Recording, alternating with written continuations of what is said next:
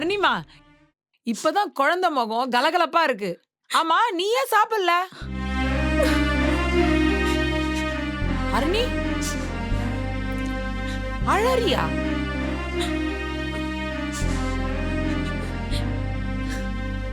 என்னாச்சு? என்னம்மா?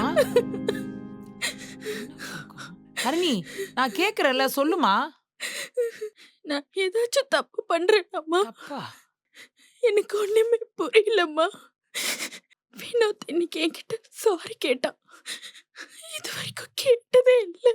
அவன் ஒரே ஒரு சாரி கேட்டுட்டு என் மொத்த ஸ்டெபிலிட்டியும் உடைச்சிட்டாம்மா.